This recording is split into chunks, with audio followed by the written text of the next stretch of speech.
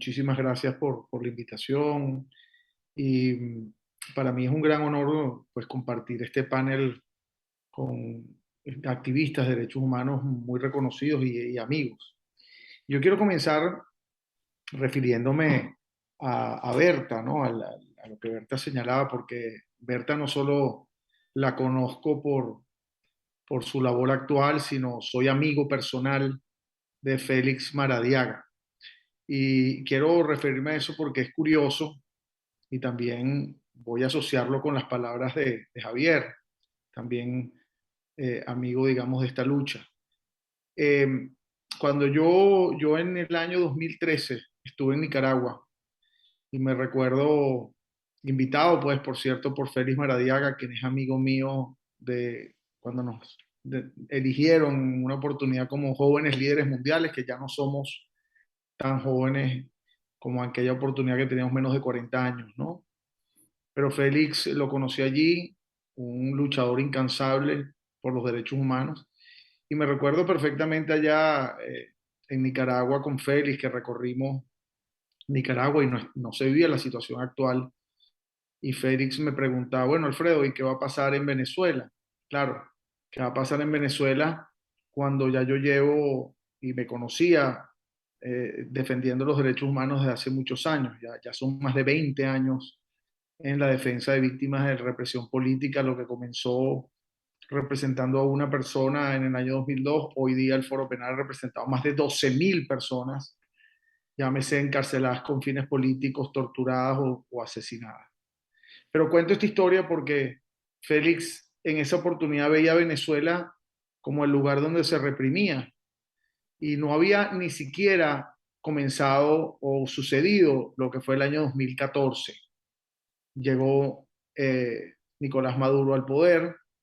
Habían solo 13 políticos, 13 presos políticos en Venezuela cuando llega Maduro al poder, solo 13. Y solo en el año 2014 aumentó a una cifra constante de 300 presos políticos al mes y solo ese año detuvo más de 2.500 personas.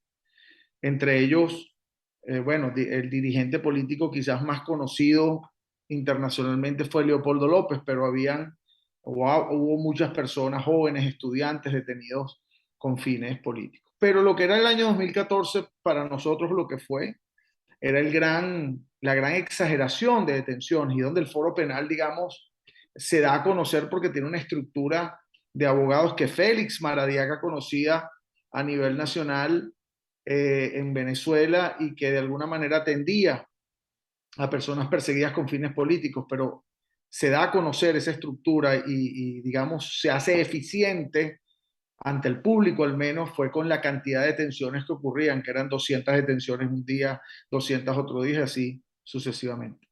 El hecho es que, para hacerles el cuento corto, en Venezuela pasó el año 2014, después vino el año 2017 con más de 3.000 detenciones, después el año 2019 con más de 3.000 detenciones y al día de hoy estamos hablando de ya casi 16.000 personas detenidas con fines políticos solo desde el año 2014. Pero, ¿por qué me refiero a Félix Maradiaga? Porque lo que hay detrás de las detenciones en Venezuela, o lo que pensamos que era, o lo que Félix pensaba que era Venezuela el problema, o lo que Félix pensaba que era Cuba el problema, no se imaginaba probablemente que iba a ser peor en el país donde él vivía y donde lo visité y donde él me preguntaba y hablamos sobre mi experiencia como defensor de derechos humanos. Me recuerdo perfectamente Félix Maradiaga en Miami porque había sido perseguido y viajó a Miami y me conversó y me llamó, Alfredo, regreso a Nicaragua porque tengo persecución del gobierno. Y yo le dije, Félix, espérate un rato, pues no regreses, etc.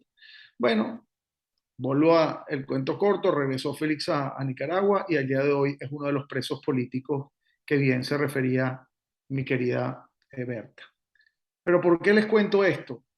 Porque el gran problema que hemos tenido en Latinoamérica, particularmente, es que no hemos entendido, como lo decía bien Javier refiriéndose a Cuba, que esta es una estrategia no de gobiernos. Es una estrategia de varias personas que, llámese regímenes o personas que tienen ese carácter autoritario y que incluso comparten sus experiencias entre ellos.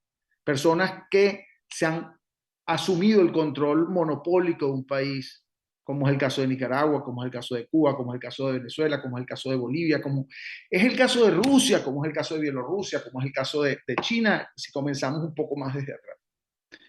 El gran problema que hemos tenido es no entender esa estrategia conjunta y que esa estrategia que se formula tiene el objetivo precisamente de intimidar a la población para que no proteste, de intimidar a la población para que no se exprese, de intimidar a la población para que no reclame el cambio de gobierno, para excluir a aquellos presos políticos, aquellas personas o dirigentes políticos que tienen posibilidades de asumir el control del gobierno. Fíjense, eh, hemos fracasado en entender eso y hemos fracasado en crear una estrategia conjunta. Yo los invito a, a leer, a revisar. Carlos Sánchez Berzaín conoce nuestro trabajo sobre el manual de litigio estratégico para contrarrestar precisamente regímenes autoritarios, nuestros estudios que hemos hecho luego de 20 años y luego de esas conversaciones que tenía yo con Félix Maradiaga, que luego en Harvard tuve la oportunidad de estructurarla. Hoy día digamos, está establecida allí, pero no solo porque la hemos hecho nosotros en Venezuela, sino porque es la experiencia o que ha ocurrido en muchos otros países. Y eso definitivamente debe ser, digamos, lo que debemos Te queda un trabajar minuto. conjuntamente. Y cuando Berta habla como víctima, como esposa, yo me recuerdo obviamente de las esposas de los 245 presos políticos en Venezuela, pero los más de 16.000 personas que han sido detenidas. Y yo creo, porque ya sé que, no, que ese es mi mensaje, porque yo sé que hablar de Venezuela, hablar de la situación, del reporte de la misión de determinación de hechos, de los crímenes de lesa humanidad que se han cometido, hay mucho, digamos, hoy día en Internet y lamentablemente ya Venezuela pareciera que cansa. Pero Venezuela cansa como va a cansar más adelante Nicaragua, como va a cansar más adelante Cuba, y precisamente cansa porque no hemos entendido que estos problemas, que este método, esta estrategia no solo llega a países que de alguna manera no tienen alguna defensa o alguna protección internacional, sino puede llegar a cualquiera. Bueno, hasta ahí dejo mi discusión. Muchísimas gracias.